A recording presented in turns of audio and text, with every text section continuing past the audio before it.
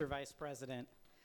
Tonight, we are pleased to have two students from the Greater Waco Advanced Healthcare Academy to lead us in the Pledge of Allegiance. Please welcome Denise Maldonado and Anthony Lopez.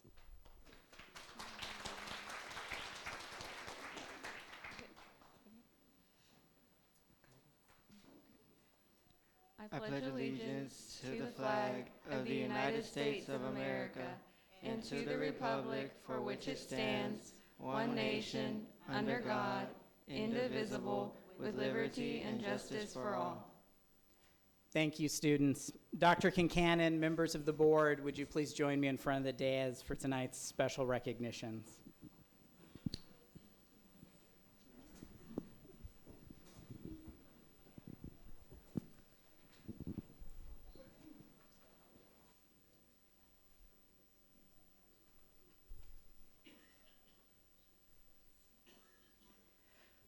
We'll begin the special recognition portion of our meeting this evening with an introduction of our pledge leaders who both attend the Greater Waco Advanced Healthcare Academy.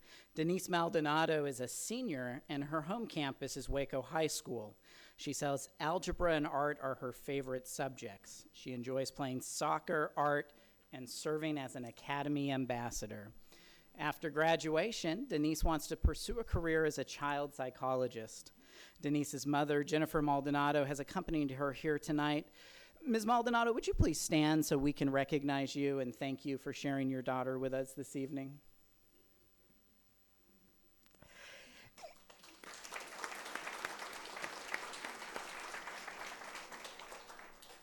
Anthony Lopez is also a senior. At his home campus is also Waco High School. His favorite classes are science and history.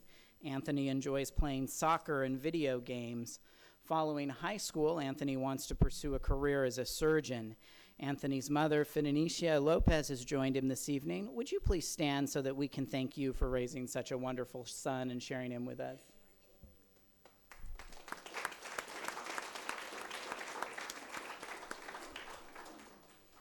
Thank you to both of our pledge leaders from the Greater Waco Advanced Healthcare Academy.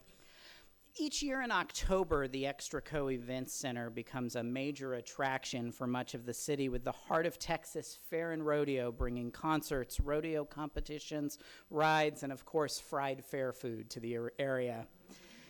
In conjunction with their annual event, the Heart of Texas Fair and Rodeo Committee hosts the Academic Rodeo to allow local students the opportunity to showcase their skills and talents.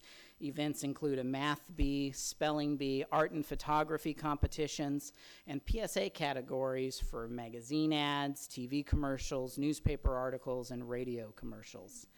In addition to the academic rodeo, the Fair and Rodeo's Esperanza Committee also hosts a Latino art contest and encourages Latinx youth to participate in creative arts and education.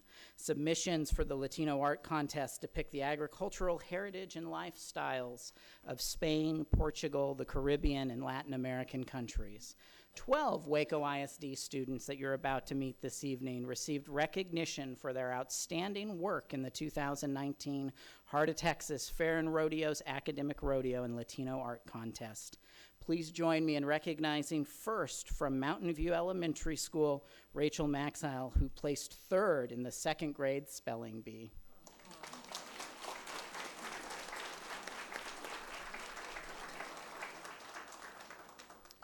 From Dean Highland Elementary, please welcome Chloe Lively, who placed fifth in the fourth grade spelling bee.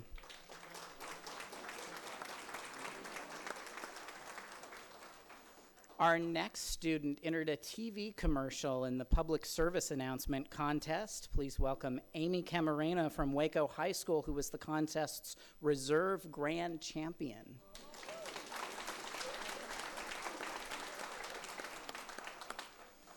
And now I get to introduce to you our students who competed and placed in the Latino Art Contest, but you're also going to see their art on the screens around the room. First up, with an entry in watercolor, please welcome Jennifer Zuniga from University High School. She was a grand champion.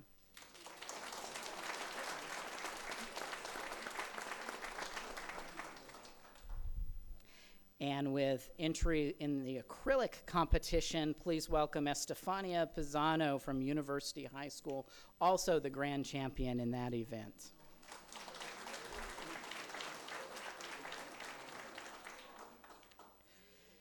In the sculpture category of the Latino Art Contest, welcome first Carla Manriquez from Waco High School, the reserve grand champion.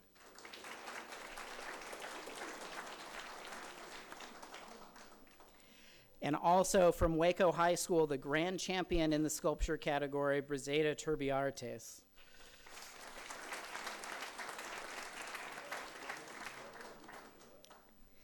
In mixed media in the Latino Art Contest, please welcome Jimena Callejas, who was the reserve grand champion and attends Cesar Chavez Middle School.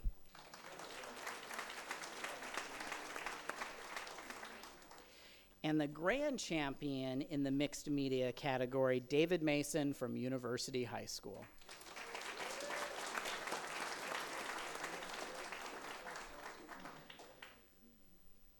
So these students each compete in their specific medium, then they advance to compete for overall awards in the Latino Art Contest. And we had students who were extremely successful, not just in their chosen medium, but also in the contest as a whole. Placing fourth overall from University High School is Stefania Pisano.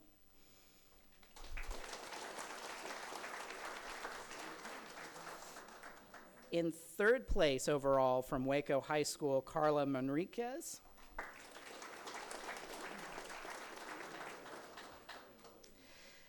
The overall reserve grand champion from Waco High School, Briseida Turbiartes.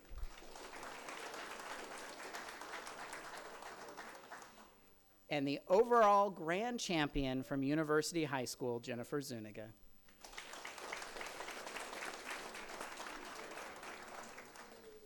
If there are any family members of our students who had great success in these competitions, would you please stand for a second so that we can celebrate you as well?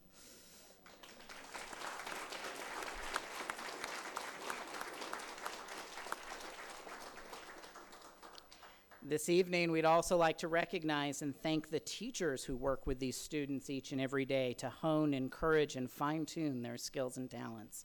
Up first, please welcome Renee Ebeling from University High School.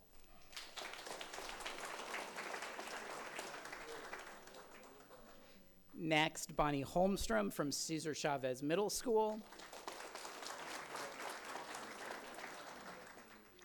Willie Keener from Waco High School.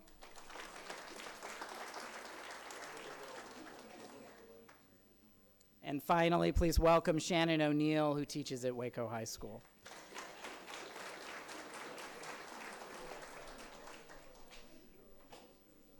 Congratulations once again to these amazing students, their families, their teachers. We are really proud to have been represented so well in the Heart of Texas Fair and Rodeo's Academic Rodeo and Latino Art Contests.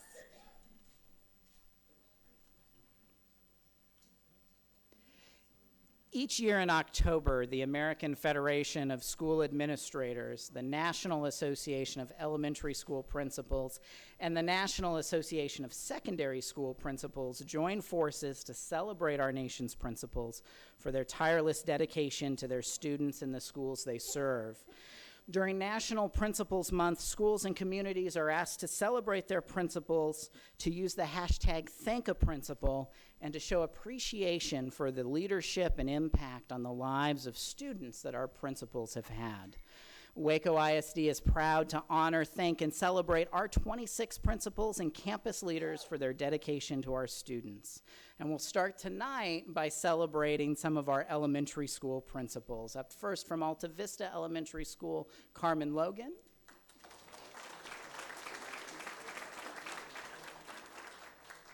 From Bells Hill Elementary, Rebecca Meckel.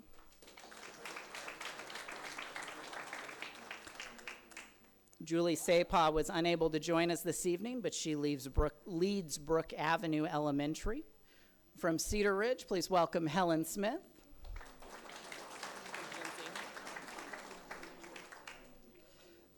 Samantha Crater is the principal at Crestview Elementary School.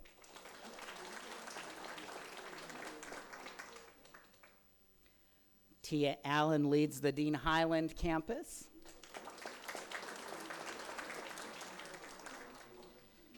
Jennifer Lundquist is our principal at Hillcrest PDS. Elijah Bearfield was unable to join us this evening, but he's our principal at J.H. Hines Elementary School. Isabel Lozano is our principal at Kendrick Elementary School.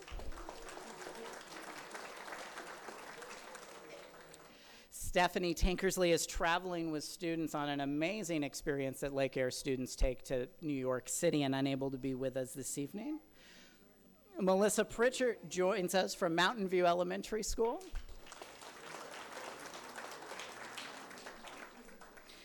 Parkdale's Marcia Henry was unable to join us, as was Provident Heights Elementary's Debbie Sims. From South Waco Elementary School, our principal is Tawana Lee.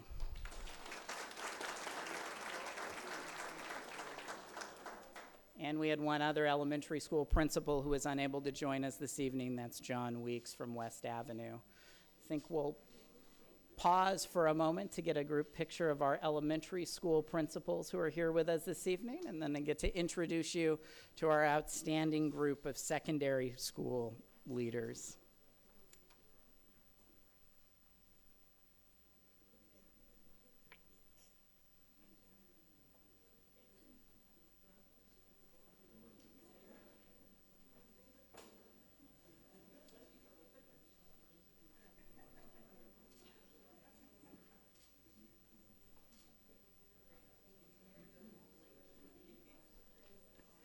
I'd like to start recognizing our secondary principals and campus leaders by introducing you to Daphne Latchison from Brazos High School.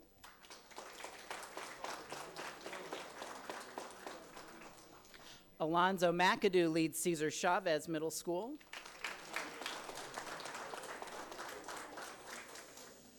Laurel Curtis leads the G.L. Wiley Opportunity Center. Candace Beckham is our dean at the Greater Waco Advanced Healthcare Academy and brought our pledge leaders with her this evening. Dale McCall is the dean at the Greater Waco Advanced Manufacturing Academy.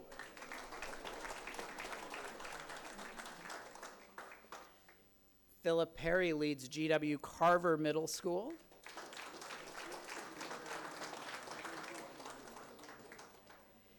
Joseph Alexander leads Indian Spring Middle School. Chris Rankin is the Director of Operations at the McLennan County Challenge Academy and was unable to be with us this evening. But with us tonight is Matt Rambo, who's the principal at Tennyson Middle School.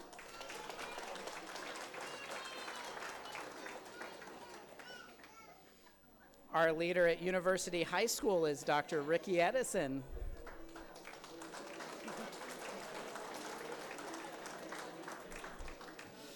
And last, but certainly not least, our largest campus, Waco High School, and Principal James Stewart.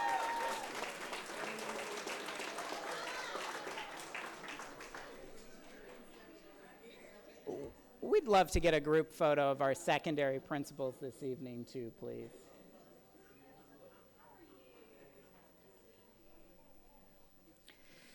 Thank you to each of our campus leaders for the countless hours that you spend ensuring your staff and students are prepared for success. The care you bring to your campuses each day is making a tremendous impact, and we're grateful for the roles you serve in, and more importantly, the incredible work that you do.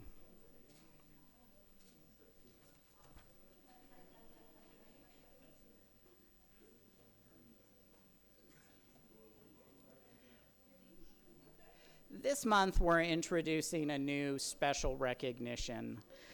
Waco ISD's theme for the 2019-2020 school year is Rise. It's a theme that celebrates learning and growing as well as overcoming challenges. It also recognizes that no school district rises by itself. Instead, Waco ISD rises when families, employees, and the community join together to realize our shared hopes and dreams for the district's students and their future.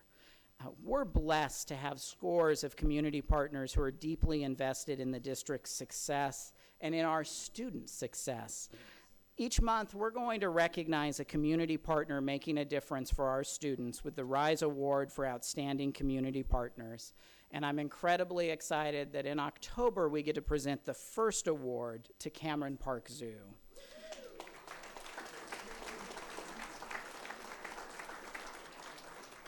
From field trips to behind-the-scenes tours and campouts, Waco ISD students are able to experience the zoo in a variety of immersive and educational ways.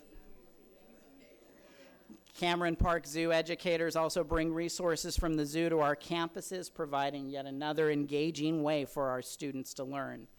Joining us tonight from Cameron Park Zoo to accept the award are Zoological Society Executive Director Terry Cox, Education Curator Connie Kasner, and Deputy Director Johnny Binder.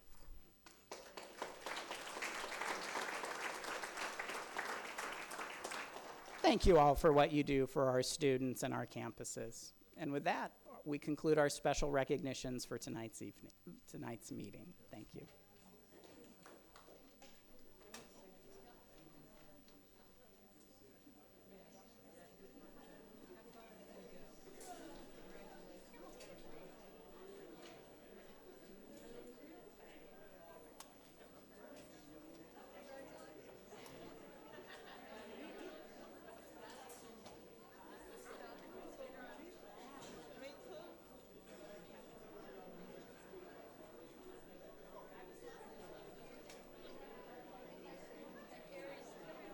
Well.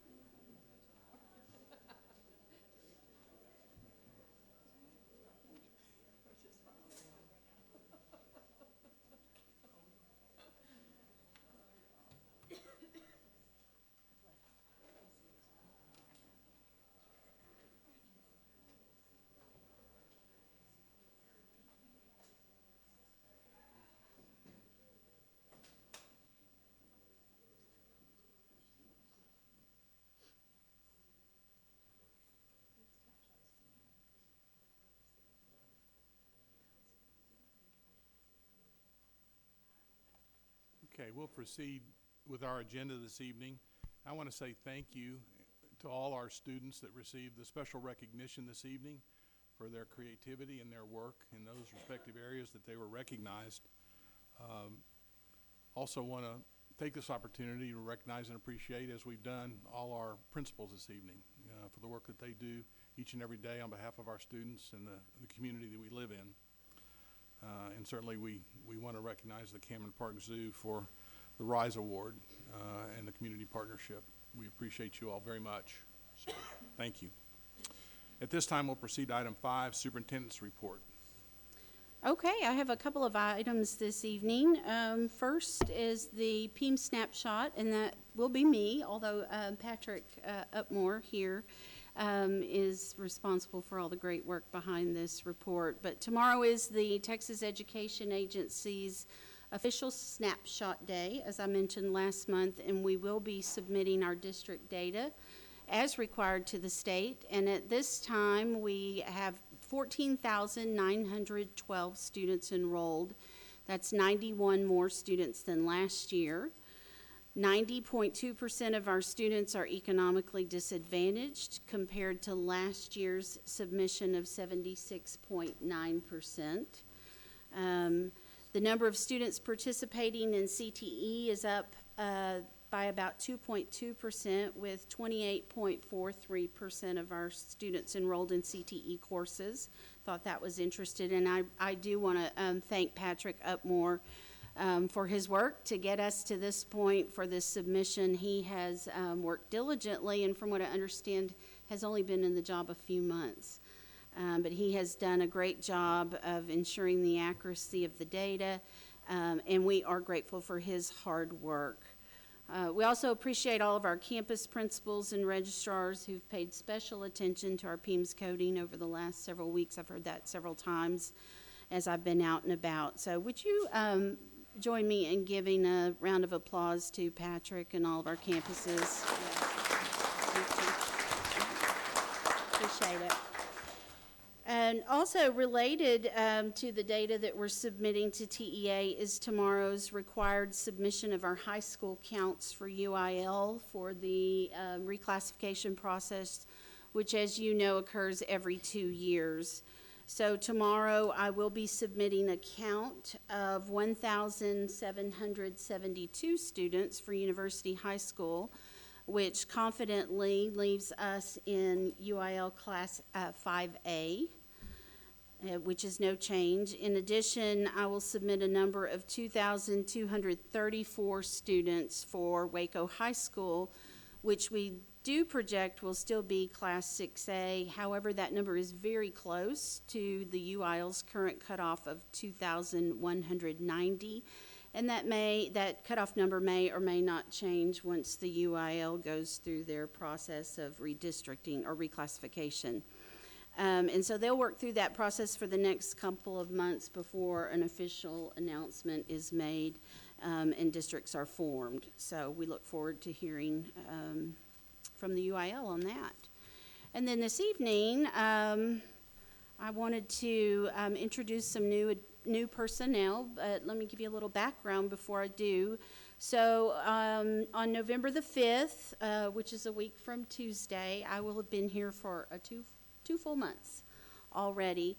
And during that time, as well as the few days that I was able to spend time in the district during the 21-day waiting period, my focus has been on listening to staff and asking questions, gathering data, and determining an organizational structure to best support our schools and classroom instruction. I visited all of our campuses and facilities with the exception of the maintenance department. Still need to do that. And through numerous conversations with principals, teachers, and other staff members regarding their needs, as well as some parents, clear patterns are emerging around the work that needs to be accomplished. And I'm currently working to capture the work into a district improvement plan, which I expect to bring to you in the next few weeks. I've also been reviewing the organizational structure of the district and have been working to create a structure to increase our capacity to impact student achievement, as well as increase support for our campuses while advancing the district in a number of other areas. So we're still filling positions, reorganizing the structure of the district and shifting resources to meet our needs. While we're doing that, I would like to take the opportunity this evening to introduce some of our new team members. And I'll start with officially announcing the promotion of Kyle DeBeer. Would you stand, Kyle? You all know Kyle. Kyle has stepped into a new role as Chief of Staff, but he's no stranger to Waco ISD or to the board. He has led the district's communications and community engagement efforts for the past 2 years, and he served in a similar role with Belton ISD for 4 years before coming to Waco ISD. Prior to his work in public education, Kyle held various roles in politics, including serving as the executive director of the Wyoming Democratic Party, deputy director of the Association of State Democratic Chairs, and finally as the Democratic National Committee's liaison to elected officials, candidates, state parties, and others in 13 western states during President Obama's first term in office. Kyle holds a bachelor's degree in classics, history, and politics from Colorado College, and I'm thankful for his willingness to serve in this new capacity, and I'm certainly lucky to get to work with Kyle once again. Congratulations to Kyle.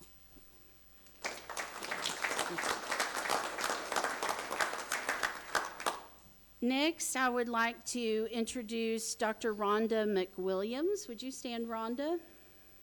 Thank you. Rhonda has joined us as the interim Assistant Superintendent for Human Resources, and she began on October the 10th. Rhonda comes to us with 37 years of experience in public education in Texas. 29 of those years were served in campus and district leadership positions. She currently is an adjunct professor at Concordia University, Texas, where she teaches classes in the master's degree program for principal candidates. Rhonda has been a middle and high school principal. She's also been an area superintendent and a chief HR officer. Most of her experience was gained in Fort Bend ISD, and Rhonda retired in 2018 from Pflugerville ISD. She received her BBA from Stephen F. Austin State University, master's degrees in occupational education and counseling from the University of Houston, and a doctorate in educational leadership from the University of Houston. Her experience and depth of knowledge has already been beneficial to the district, and we're thankful that she was willing to help and come to Waco during the week to do that for us. Rhonda was highly recommended by the Texas Association of School Boards, and after having worked with her for the last 2 weeks, I certainly know why. Thank you, Rhonda, for serving.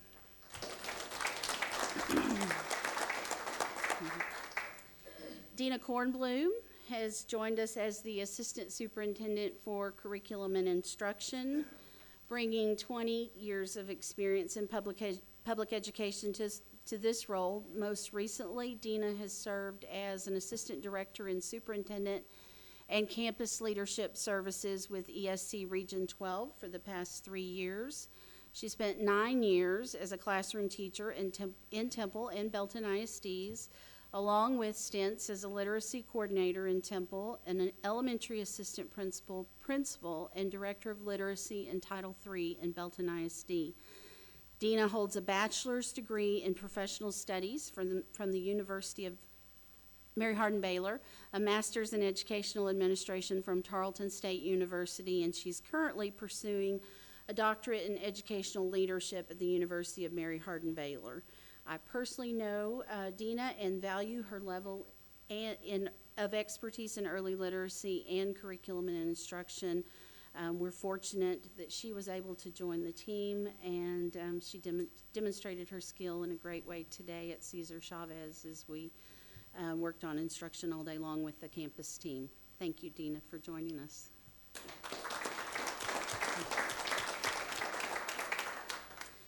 Dr. Rochelle Warren will begin with Waco ISD next week on October the 28th, next Monday, as the new Assistant Superintendent for Student Services and Support.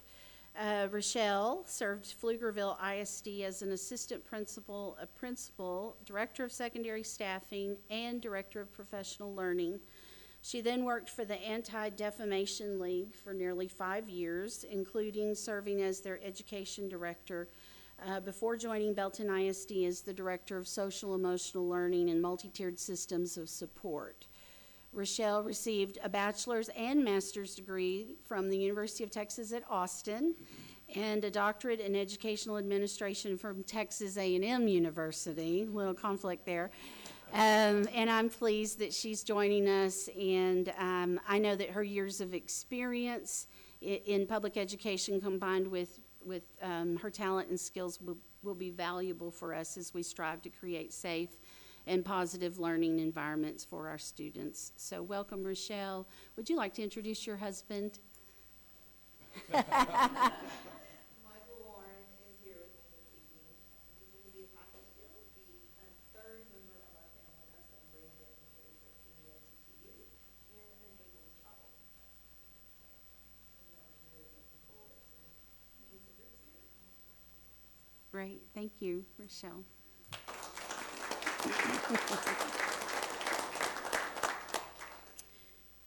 Next is Charlotte Davis, and Charlotte will be serving as the Executive Director for Special Education beginning October 28th, also next Monday. Charlotte does come to us from Belton ISD, where most recently she has served as the Special Ed Coordinator for Secondary Education.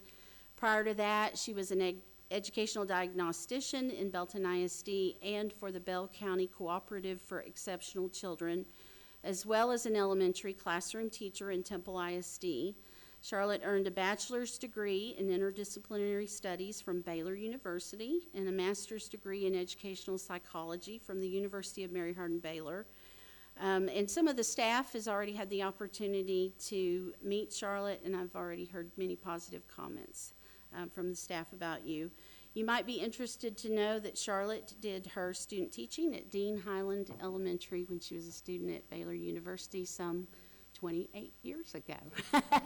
So, who's counting? Would you introduce your family, Charlotte? Yes. My husband, Wayne Davis, and my two daughters, Macy, who is a freshman at Baylor this year, and Natalie, who will graduate from Baylor in December. Great, thank you. Awesome, welcome. And then finally, Kiana White. Kiana has been hired as the Executive Director for Curriculum and Professional Development, and her first day in the district will be November the 4th. Kiana has 17 years of experience in public education in Temple, Killeen, and Belton ISDs, and she was most recently with Education Service Center Region 12. She served as an English teacher, a district instructional coach, an assistant principal, and a principal, as well as an adjunct professor at Temple College. I didn't know that about you, Kiana. Kiana holds a bachelor's degree from the University of Southern Mississippi, a master's degree from Tarleton State University, and she is finishing a doctorate degree from Grand Canyon University this year. She's an outstanding administrator, and I'm just excited to have her on the team, so welcome, Kiana. Thank you. With that, I'll just say I'm delighted to welcome these new and familiar face of Kyle DeBeer there to the Waco ISD family, and look forward to the board, the district staff, and the community getting to know each one of them as we work together for the success of our students. So thank you very much. Mr. President? Mr. Norton? Yeah, I have a comment. As you said, Dr. Kincannon, you've only been here for about a couple of months, not even 2 months yet, and there's been a lot of changes made in the district so far. I would like by the next regular meeting to have a report on all these new hires, their previous and current salaries. Also, I want to know if they replaced somebody or is it a new position, and if it had any impact on our budget. I think that's information that we don't get that information. I believe that's very important information for the board to have. Thank you. Happy to provide that. Have provided some of that information to the board already, but happy to give you a full report on that. And the information that you gave already, I think it should be, we should have that information before we come to a meeting like this, just so we can have some, read about it ourselves, so that we can have some inside information. You've been provided that information. Where was it? You want to take that one, Alan? Yeah, we'll get that information together, Mr. Manning, and certainly we can address those issues at the appropriate time in another meeting. Not a problem. So, on behalf of the board, I want to wish a warm welcome to all our new staff and welcome you on behalf of the board to WISD, and we look forward to meeting you individually and in your individual capacities, and either as you perform your new functions or any of the meetings that we may have in the future, working on planning and moving the district forward, as Dr. Kincannon said. So welcome, and look forward to seeing you and meeting you all down the road. So thank you. Thank you. Okay, at this time, we'll move to item 6, consent agenda.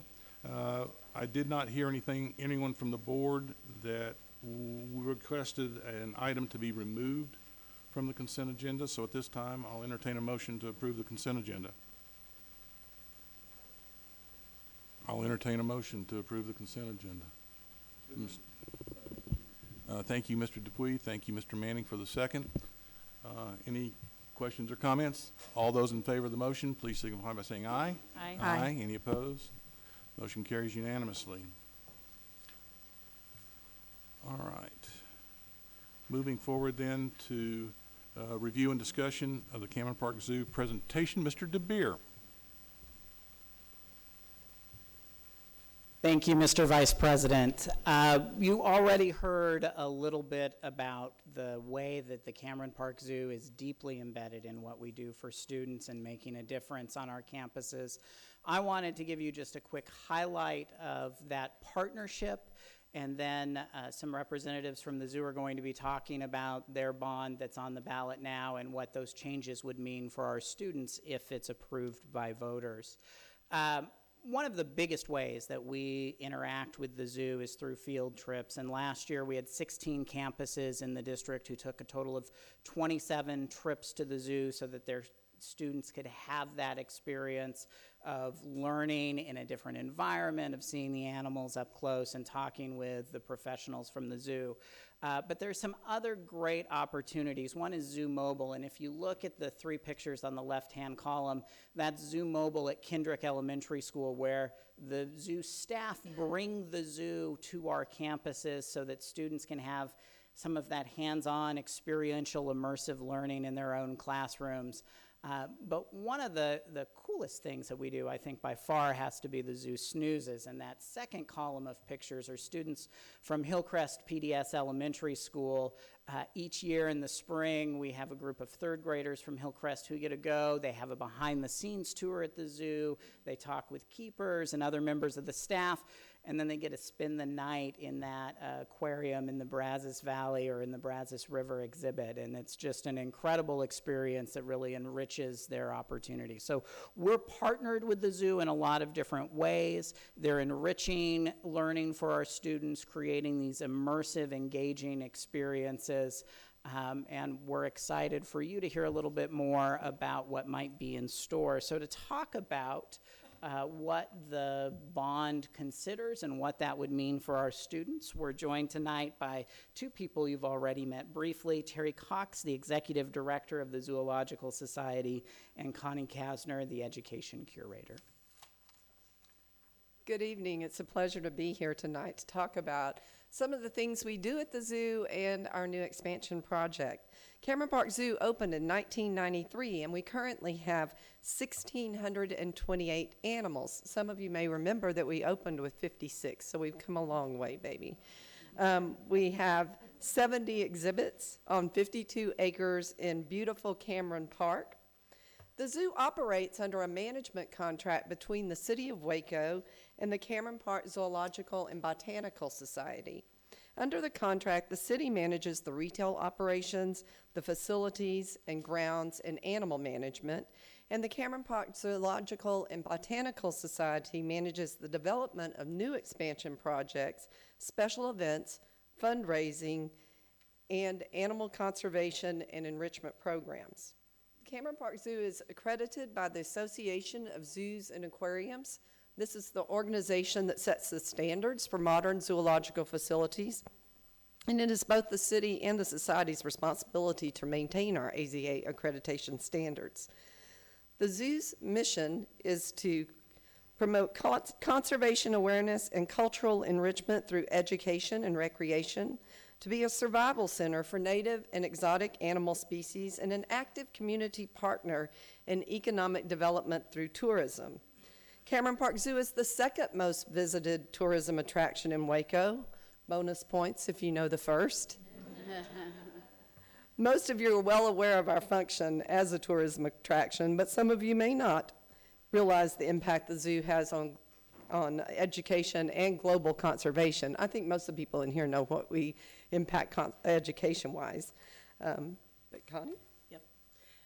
So Cameron Park Zoo's education department can be an exciting place, embracing everyone who has interest in wildlife and wild spaces.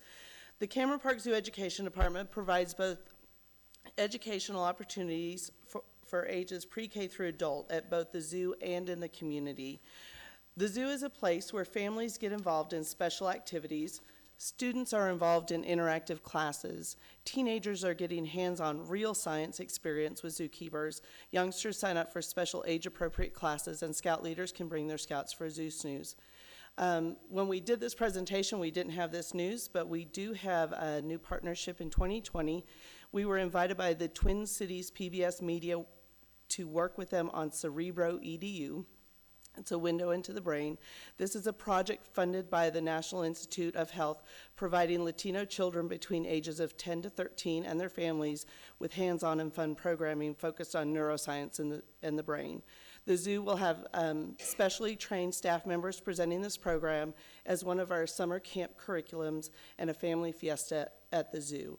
The zoo partnered with Twin Cities PBS a couple of years ago when we were the only zoo in the U.S. to present the Latina Sci Girls education programming and family fiesta. Cameron Park Zoo is involved in conservation programs globally and locally. In the past year, zoo staff have worked in Borneo, Cuba, China, Argentina, and Prague. Cameron Park Zoo's veterinary staff and animal care staff host an annual Great Ape Cardiac Health Workshop where we welcome zoo professionals from around the world and train them for techniques to allow for better care and welfare of great apes. The Texas A&M veterinary students also come to our zoo bi-monthly to train under our veterinarian. The work that we do globally not only helps us to impact conservation of specific species, but also allows us to better share that message with our public. And keeping the public engaged and returning to the zoo requires continually improving and expanding zoo facilities. The zoo is now proposing a new expansion project that will add a major endangered animal exhibit, upgrade existing facilities to keep them in AZA accreditation standards, and add a new education and veterinary complex to accommodate the large collection of animals at the zoo and provide additional classroom space and technology for our education department. This is our master plan, and the first item is the Penguin Shores African Penguin Habitat, a renovation to our African hoofstock barn, a renovation to enlarge our animal commissary, and the addition of a new education and veterinary hospital. The new education veterinary complex will be located near our 4th Street entrance. In this slide, you'll see an aerial view of the complex site and the existing zoo commissary with the blue roof, which houses our current vet office, staff meeting space, and animal diet prep kitchen. The commissary will be remodeled to expand the diet prep area since the office and meeting space will move to the education and veterinary complex. Cameron Park Zoo currently provides education programming to over 26,000 school children each year with a building that is the size of a master bedroom of a house. This is a photo of our last grade 8 cardiac health workshop when we crammed 25 zoo professionals into the ranch house for presentations.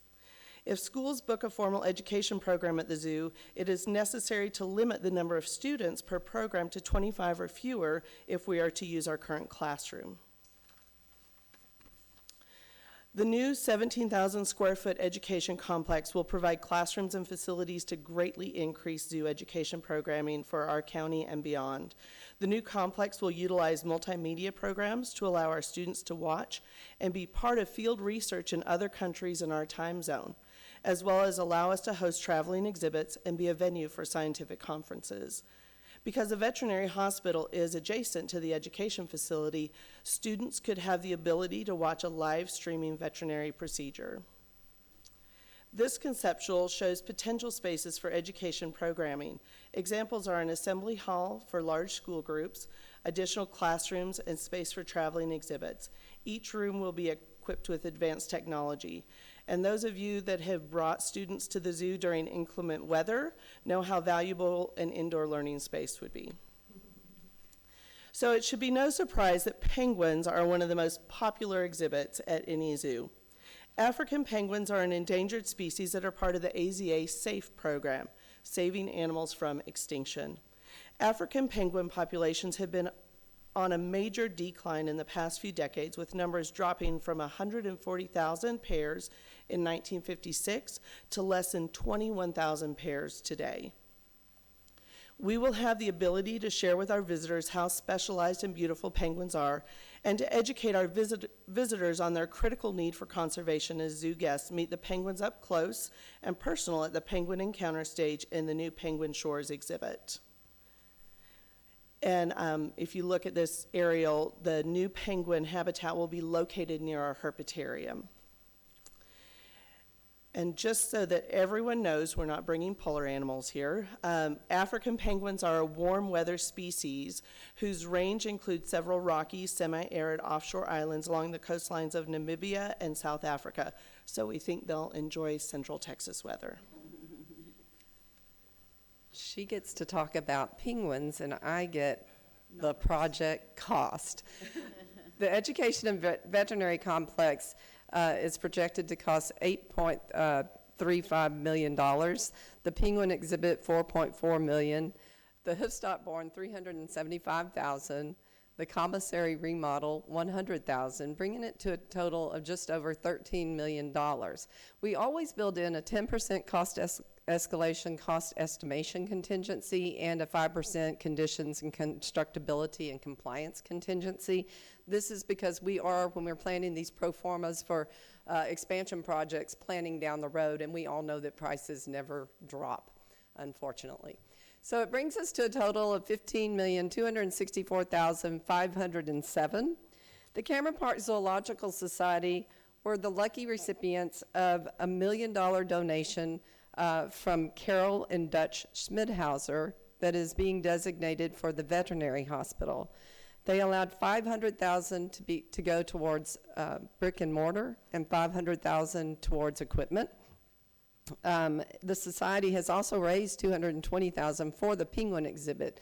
So taking the brick and mortar, $500,000 and the $220,000 out of the bond ask, we came to a bond issue amount of $14.5 million. And the most exciting thing about this bond is that it is going to bring some really remarkable additions to Cameron Park Zoo, but it is also a tax-neutral bond because expenses are rolling off of the county taxes, the county books, and so that will make up for any taxes levied for this bond. The projected non-bonded capital expenses are is $703,727. The society donation, the $500,000 from that $1 million will be go towards the veterinary FF&E, and then the society will raise the remaining $203,727. The project schedule, if the voters can vote starting this past Monday. So it is early voting's going on, and then we have the main voting day is November 5th. If the McLennan County voters vote for this bond, we will send out requests for proposals to hire a design team between December and March of 2020. March through October, we will finalize our design plans for all of the projects.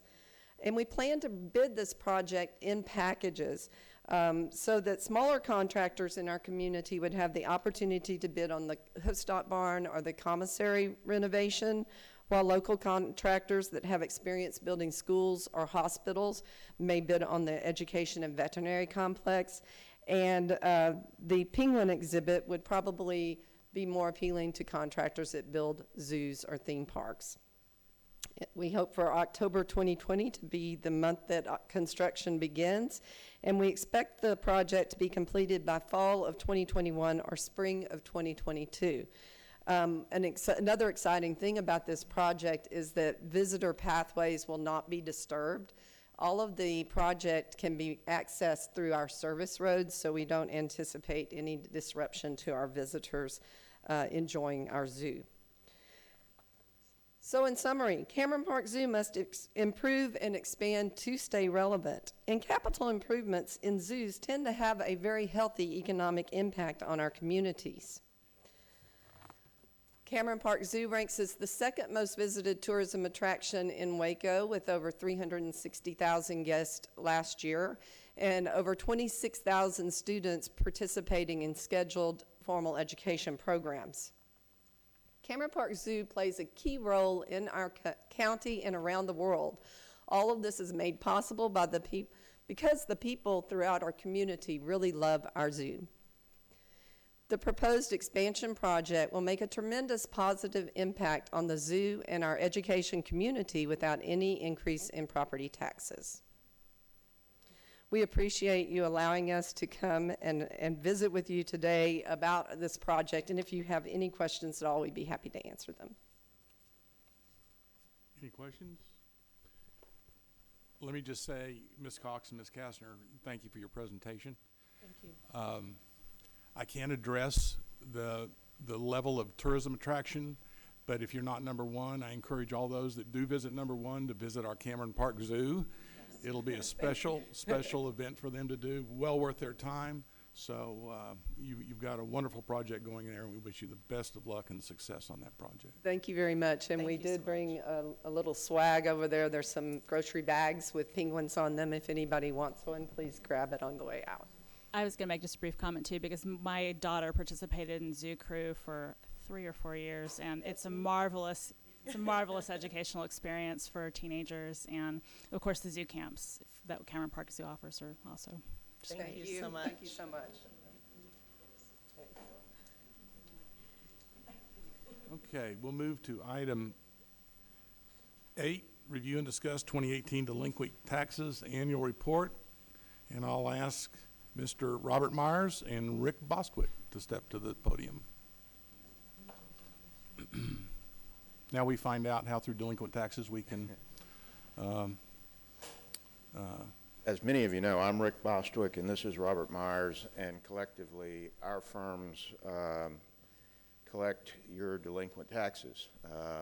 Hard act to follow behind the zoo and the exciting plans they have, but we know Robert's been collecting delinquent taxes for a number of political sub-entities in McLennan County for decades, and I served amongst your ranks now decades ago, so we realize the significance of this funding to the district. The good news is that the district finds its collection efforts in good shape. If you'll look at the first chart, normally the district collects most of its taxes in any given year itself before they are turned over to us in the summer. That was the occasion this year. You can see from the bar graph that in this year you collected 97.8% of your taxes. That's obviously very good. One of the things that we'd like to say, we take all the responsibility for the good collection that the district enjoys, but frankly, a major factor in your relative collection efforts from year to year are based on the economy. People in this county, and I think most places, to the extent they can't pay taxes, it's not because they're lazy or don't want to, it's because they have some personal economic situation, be it health or otherwise, that makes it difficult for them to do so in a timely basis. And because of that, and because we recognize that the people from whom we collect taxes, we understand, number one, it's important for us to do so efficiently as we can, but we also recognize, and your board and previous boards have told us, and we strive to do it in a way that is understanding of your constituents, who are the taxpayers, of your neighbors, our neighbors, Robert's and mine, of the parents of the students, grandparents of the students.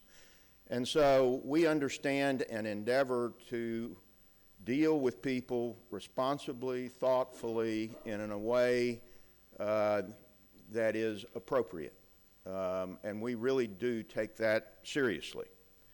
Going to the second bar graph, what that illustrates is the amount of collections this year. Ordinarily, you will collect over 100%. And it's a little, just so you understand, this year you've collected 99.77%, which includes delinquent taxes, penalties, and interest. It's a little down from last year, but it's not something that you ought to be alarmed about, because the levy was adjusted upward by about $300,000 in taxes right at the end of the summer. Those taxes obviously came in, that levy, or that portion of the levy came in late, and that is the reason that you're seeing a slightly less amount, lesser percentage collected this year. Given the fact that we didn't get them till late, those will be collected, and we are confident that you'll see the same percentage collection as in prior years in a short period of time. Finally, if you'll look at the last bar graph, what that is illustrative of is the fact that the longer we have the taxes, the higher percentage are ultimately collected. You can see in 2014, for the 2014 levy, you've collected 99.70%. So that's about as close, obviously, to 100% as you can get. When you couple that with interest and penalties, you're year to year in excess of 100%. And let me turn it over to Robert at that. Thank you, Rick. Let me just go through our remaining information and just to give you some idea. And I know you have a couple new board members who probably sought to get on this board just for this very moment alone.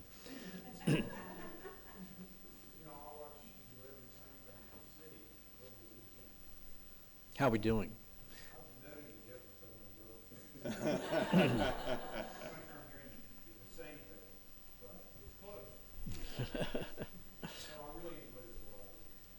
Well, let me.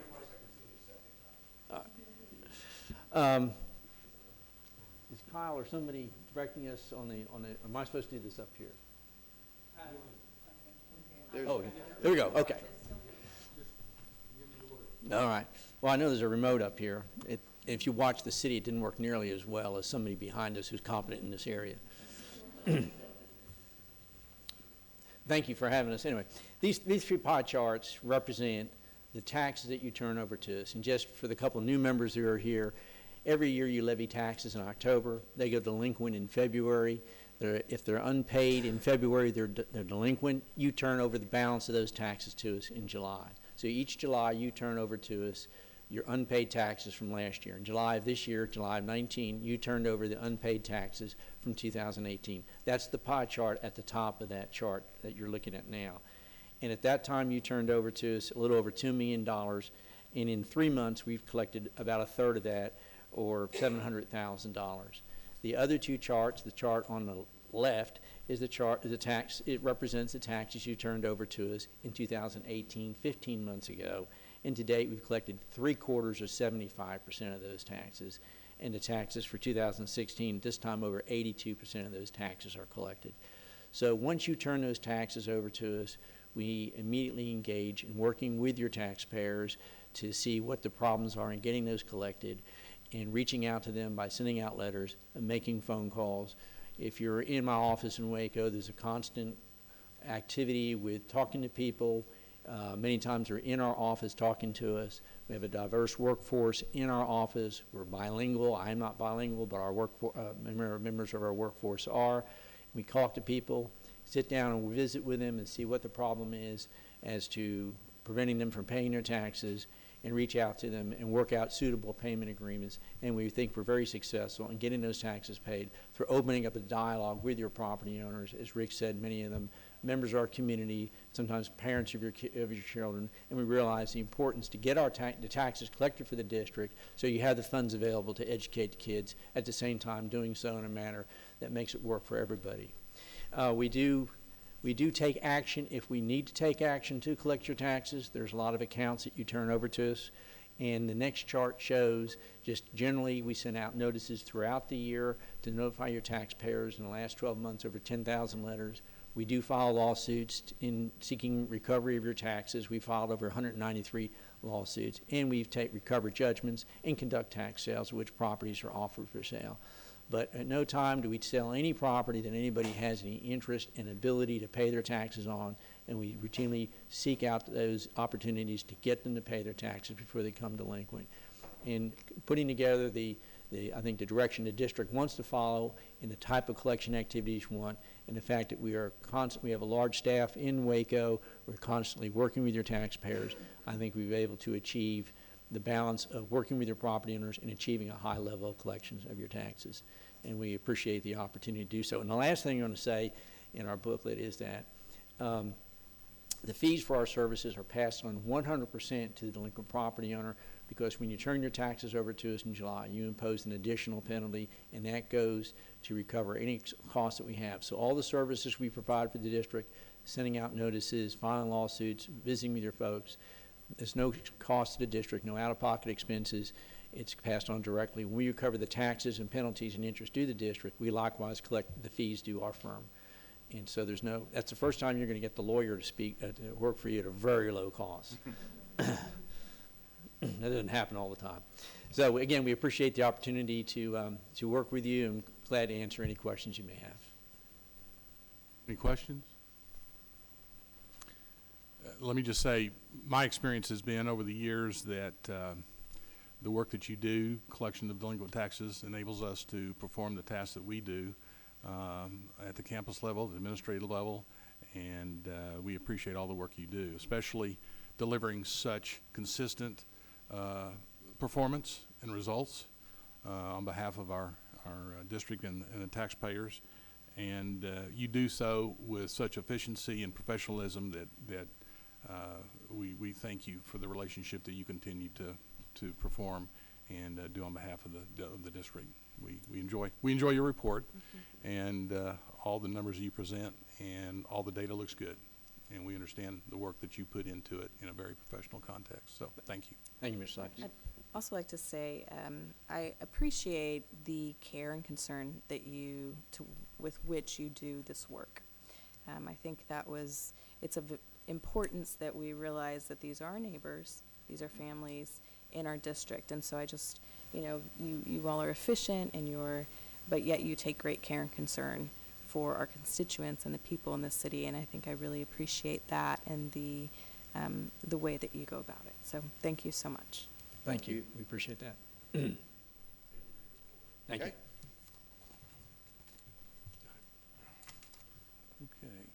At this time, we're ready to proceed with item 9, review and discuss internal audit report. I'll ask Ms. Cardwell to come to the podium. Thank you. I'm going to give an update on the internal audit activity since April of 2019. There have been 3 internal audit reports finalized since April. The first being the payroll department, where I reviewed payroll processing, new hire, separated, and non-exempt employees. I recalculated overtime. I reviewed retirement plan deductions, payroll reconciliations, regulatory reports, and custody of records. There were 4 findings, 3 rated at low risk, 1 rated at medium risk, and all recommendations by the internal audit department were accepted. The second report was a review of the previous superintendent discretionary expenditures, where overall all appeared reasonable. And the third report was a campus audit where I reviewed cash handling procedures that revealed approximately $1,100 in discrepancies which were recovered. And that's it. If there's any questions, I'll be happy to answer. Any questions for Ms. Cardwell? Okay, thank you. We still have a good time. We're ready to go on the agenda to item 10. I'll move to a public hearing regarding the 2019 School Financial Integrity Rating System of Texas, our first report, and ask Ms. Davis to be the presenter.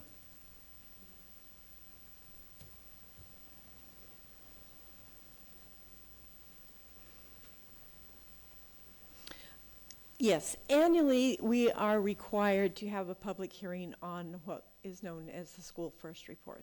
This is the accountability on the finance side of the house, just as we have accountability on our student side of the house. The primary goal of the School First is to improve performance in the management of school district resources. The original report or accountability system was put in 1999, and there was a lot of issues with school districts, financial issues, districts circling the drain, and not knowing that was happening. So one of the reasons they put in this system was to catch things early, so that would not happen.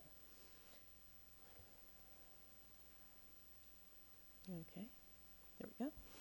The annual financial management report is issued by TEA. We get preliminary results usually in August, and then final results come out a couple of months later. We have not actually received our final results, but if you don't protest your results, then those preliminary results are the final. And we have not protested our results because we agree with the findings. The public hearing is required within 60 days of that final notice, and at the public hearing, of course, we receive public input. We are required to do a report on this. I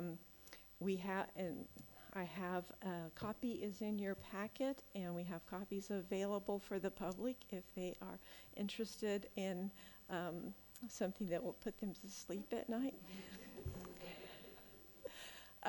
And it is also available on our website. There are, in the rating system indicators, there's 15 indicators. The system has changed over the years. I would have said maybe 5 or 6 years ago even that if you weren't scoring almost a perfect score on School First, that you should be fired as a finance officer. They have made this more complicated, a little bit harder to pass all these criteria. It's a little stricter than it was before, but there's 5 critical indicators. Those are yes/no indicators. If you get a no on any of those indicators, you fail School First. There are 7 solvency indicators, and then 3 financial competence indicators. Those are scored from 0 to 10 points based on a performance criteria. So the School First rating that we're looking at for this year is based on 2017-18 fiscal year data. They run quite a bit behind by the time they get everything in your annual financial report. It takes them a while to get the ratings out. So the critical indicators are, like I said, pretty basic. Is your annual financial report and data submitted to TEA within 30 days of the January 28th deadline? Was there an unmodified opinion on the report? Are we in compliance? Did we pay our debt service timely? Then did we make timely payments for teacher retirement, to the IRS for payroll taxes, to the Texas Workforce Commission, those kinds of things? And then was the total unrestricted net asset balance in the governmental activities and the statement of net assets greater than 0? Now, I will say for the first time this year, this was not measured because the 2017-18 financials We implemented the post-employment benefit liability for the first time. As a result, we do have a deficit, as do most districts in the state of Texas, because that was a significant change in our net position. So they are no longer measuring this until they can kind of come up with a different criteria. We had, the prior year, we had some reduction because we had implemented the liability for retirement benefits, that our share of what TRS owes for retirement. That did not put us into a negative situation, but when we implemented the post-employment, which is TRS care, the health insurance, it did put us into a negative. The solvency indicators, they basically are typical accounting ratios, talks about the number of days of cash on hand, the measure of current assets to current liabilities, the ratio of long-term liabilities and total assets, the general fund's revenues equal or exceed expenditures, the debt service cover a ratio is sufficient to meet the required debt service, and was the district's administrative cost ratio equal to or less than a threshold ratio. Now, they, depending on the district size, they give you various categories that you fall in. As 14,000 students, we fall in the big district ratio. And so we get compared to districts like Houston ISD with 350,000 students in this particular ratio. And then did the district not have a 15% decline in students to staff ratio over 3 years? The financial competence indicators did the comparison. This is our data integrity. So it looks at our PEEM submission and it looks to see how close we are. And it has to be less than 3% of a variance. Our PEEM submission, when you look at the report, we have like a 0.00003 something variance. So it's very, very clean. And so did the external independent auditor report that the annual financial report was free of any instances of material noncompliance for grants and contracts? And did the district not receive an adjusted repayment schedule for more than one fiscal year for an over-allocation of foundation school money?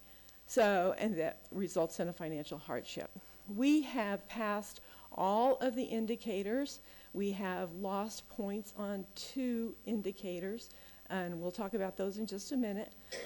The report that you have and that is available online also requires certain disclosures.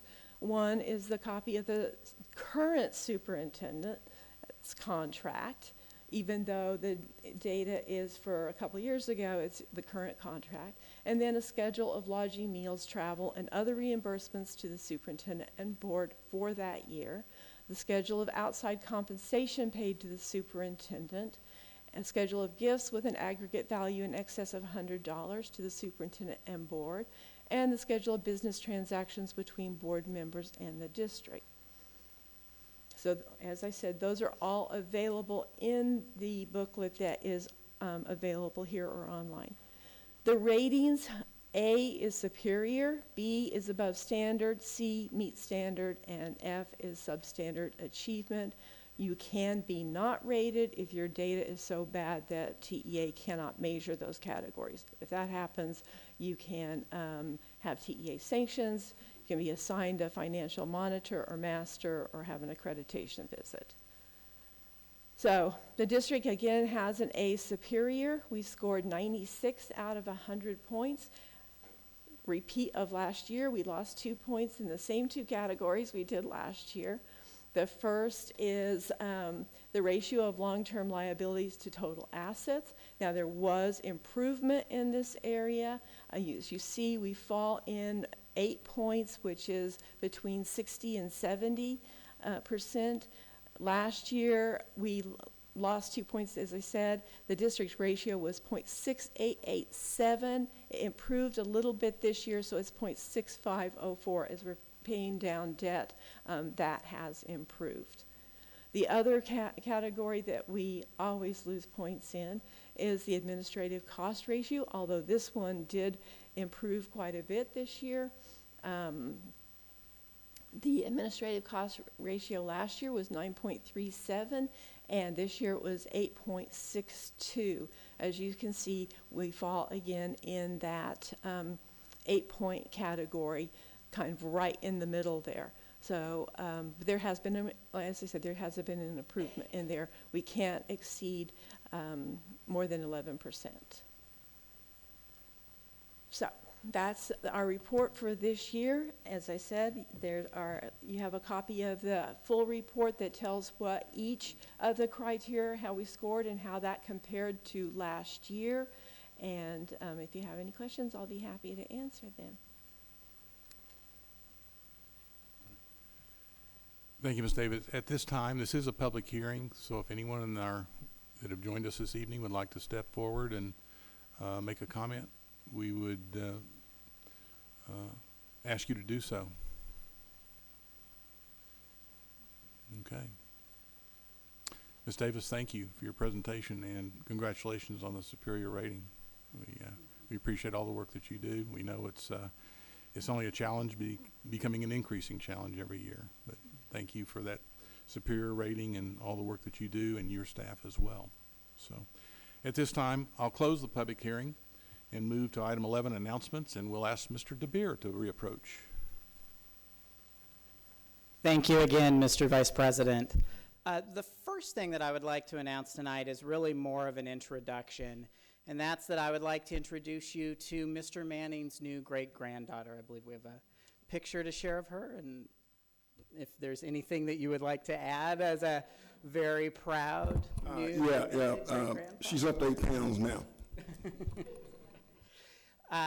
In addition to that, we also want to highlight just a couple of other things that are happening right now, starting tomorrow, where Greg Oubre, who's our outstanding third grade teacher at Dean Highland Elementary School, but also our Region 12 Teacher of the Year, will be honored in Austin, along with all of the other regional teachers of the year, in a very special luncheon, and they'll also announce there the state teachers of the year. So we're excited that he continues to be recognized for the incredible work that he's been doing. And the last thing that we want to note is something that our friends from the zoo, there's Mr. Manning's great-granddaughter. The last thing that we want to note this evening is something that our friends from the zoo mentioned briefly, and that's that early voting is underway now. Early voting will be available tomorrow from 8 a.m. to 5 p.m., and then next week, early in the week, during the week, from 8 to 5, and then on Thursday and Friday from 7 to 7. In addition to the zoo bond that you heard some information about this evening, there are 10 statewide ballot propositions, constitutional amendments being considered. Thank you. Thank you, Mr. DeBeer. Now, I assume in announcements, if we do great-grandchildren, we should be able to do grandchildren as well, right? So, okay, well, we'll have to address that later on. So that concludes the business portion of our meeting tonight. Is there any other information, any other items to cover? I do appreciate everyone's attendance this evening. I don't know what the weather's doing outside, but it looked rather threatening early this evening, and I haven't heard anything. Of course, we can't hear the rooftop, but I hope everyone has a safe trip heading home and enjoy a very calm and restful weekend coming up. So thank you for being with us. I'll entertain a motion to adjourn. Move. Thank you. I'll second. We're adjourned.